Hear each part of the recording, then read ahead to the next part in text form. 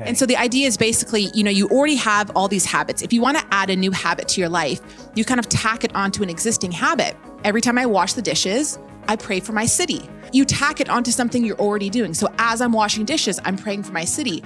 I know by the end of the year that I have prayed for our city hundreds of times because I have done dishes hundreds of times.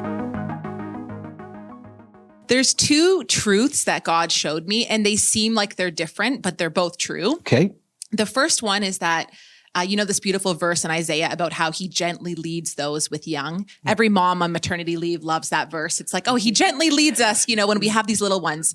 But it's true. And he showed me that he was gently leading me. And I also needed to be gentle with myself. Okay. He wasn't mad at me. He wasn't mad that I wasn't praying enough. I wasn't studying. I wasn't doing an inductive study on the book of Revelations. Like, I just had a baby. I had no sleep. I was having migraines. I just had a surgery. I literally couldn't read my Bible for the first bit. So I had to adjust, and I had to be gentle, and I had to do audio Bible a little bit and a worship song a little bit. And I had to just be gentle and know that God wasn't there judging me because I couldn't do what I used to do. Maybe an FWES stage of life where you can pray for hours and hours and you can wake up early or spend the whole night praying or do these long Bible studies. Suddenly I couldn't do that. But the other truth, which seems different. So the first one is he gently leads and allowing him to lead me in that process. Okay. But the second one is that we still need to prioritize spiritual practices.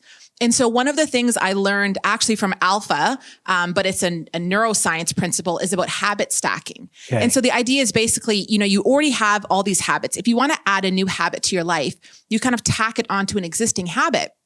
So for example, every morning when I wake up, the first thing I do is I brush my teeth. That's the correct way to do it. I know people do things differently. The first thing I do is I brush my teeth. So if you want to learn to memorize more scripture, I put a sticky note on my mirror. And so every morning when I already have the habit of waking up, going to the bathroom, brushing my teeth, I see the memory verse there. And as I'm brushing, I can be meditating on the verse. It's a really small thing. It's not doing a 3-hour Bible study. It's one little verse. But what I found through my surgery, after surgery, when I was alone in this room, locked away, I also had COVID the same time that I had the brain surgery. Yes, you so I was did. isolated, obviously didn't have a phone, couldn't read a Bible.